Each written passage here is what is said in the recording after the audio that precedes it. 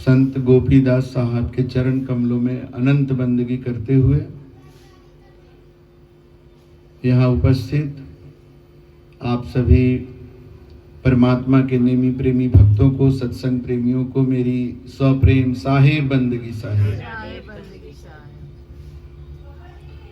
साहेब बंदगी का मतलब होता है सभी के हृदय में जो परमात्मा विद्यमान है उनको बंदगी करना, उनके प्रति अपना समर्पण व्यक्त करना। यही तो जीवन का सबसे बड़ा दर्शन है। हमारे जीवन की सबसे बड़ी सच्चाई यही है। हमसे अगर आप पूछे कि भगवान क्या है, तो मेरा जवाब होगा कि ये जीवन ही तो भगवान है। परमात्मा इस जीवन के रूप में सदा आपके साथ है और लोग परमात्मा को ढूंढ रहे हैं। नाना प्रकार की क्रियाएं करते हैं भगवान को ढूंढने के लिए। कोई जंगल में जाकर तपस्या कर रहा है, कोई कुंडलिनी जगा रहा है, कोई मुंडलिनी जगा रहा है, कोई घंटी बजा रहा है, कोई टीका लगा रहा है, कोई तीर्थ कर रहा है, कोई व्रत कर रहा है, और भगवान है कि मिलते ही नहीं है उसको। और मेरे परमात्मा मेरे साथ सदा रहते हैं। हम अपने आसपास परमात्मा का सदा दर्शन करते रहते हैं, उनसे बातचीत करते रहते हैं। ये तो बड़ा अजीब बात है। और इसीलिए बहुत लोगों को मेरी बातें जो है अटपटी लगती है। ग्रंथों में भी कहा गया है, सकल पदार्थ एहि जग माही, कर्महीन सपनेहु सुख नाही, दिखत है पर भेटत नहीं। जब कहते हैं कि भगवान हर जगह है तो कोई ऑब्जेक्शन नहीं करता। हाँ हाँ, भगवान कण कण में है, बस तुम में नहीं है केवल ना, बाकी सब जगह है।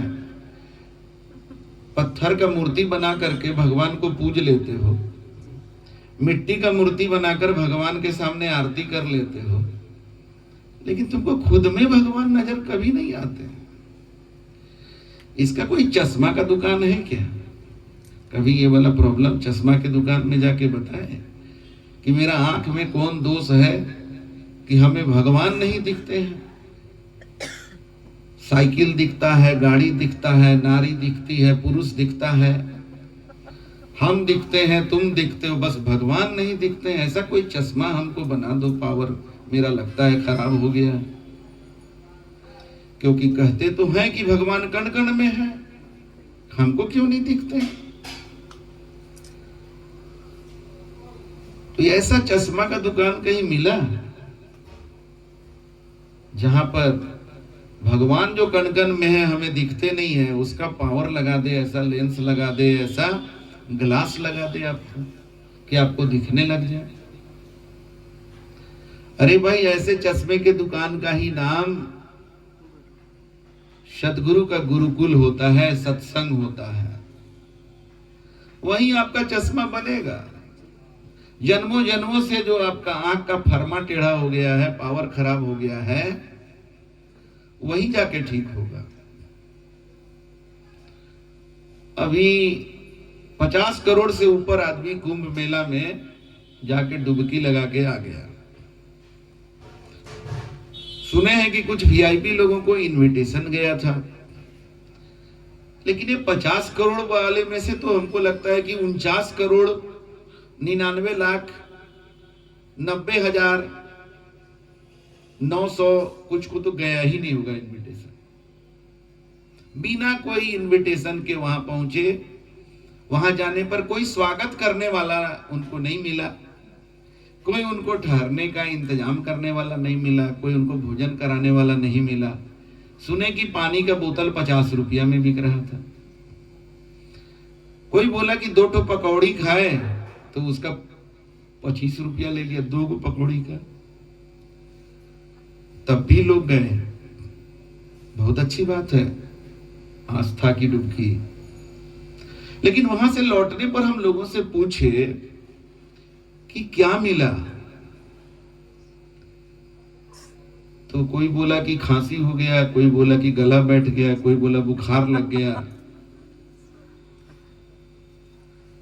और कोई बोला कि पूरा भारत पगला गया है।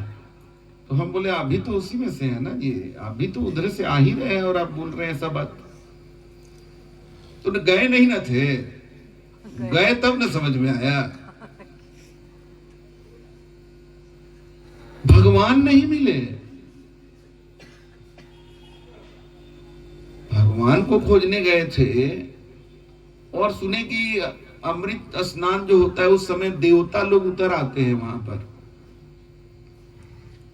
लेकिन जो भगदड़ मचा वो अमृत स्नान ही के समय में मचा और इतने लोग मर गए। देवता लोग देखते रह गए, लेकिन देवता लोग किसी को दिखे नहीं। तो कहां प्रॉब्लम है? क्या भगवान होते नहीं है कि तुम्हें दिखते नहीं है? कहां छुप गए हैं तुम्हारे डर से? सच पूछो तो तुम्हारे डर से छुप गए हैं, यही सत्य है। क्योंकि तुम इतने भयानक हो गए हो ना कि तुमसे भगवान डरते हैं। कि हिंदू को अगर मिल गए तो बोलेगा कि मुसलमान को खत्म कर दीजिए, और मुसलमान को मिल गए तो सबको खत्म कर देगा। भाई बड़ा खतरनाक बात है।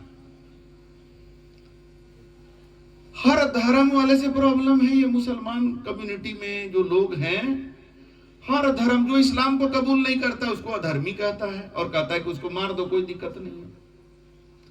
अब बताइए, ऐसे मुसलमान को अगर भगवान मिल जाए तो भगवान की शक्ति से तो मार ही देगा ना वो सबको। तो भगवान बचना चाहते हैं कि अगर इसको भेटा गए और कह दिए कि हम ही भगवान हैं और उसको समझ में आ गया तो सारे लोग को मार देगा ये। और क्रिश्चियन को देखिए, ये लोग भी विश्व में अपना आधिपत्य जमाना चाहते हैं।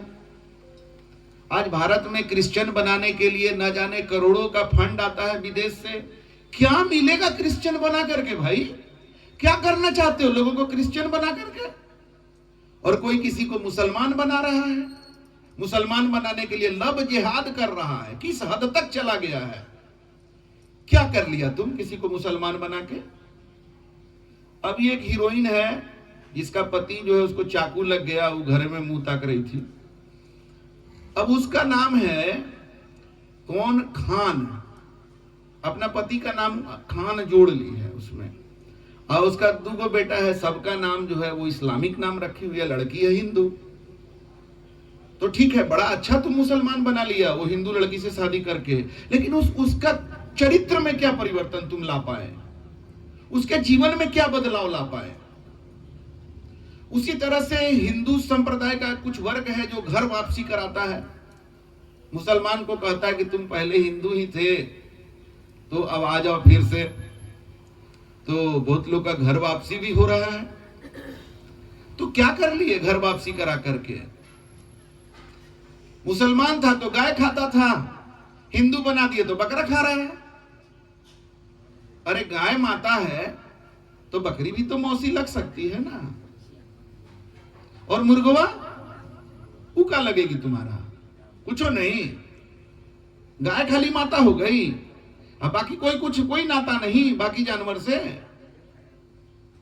तो अंतर यही बदलाव करे।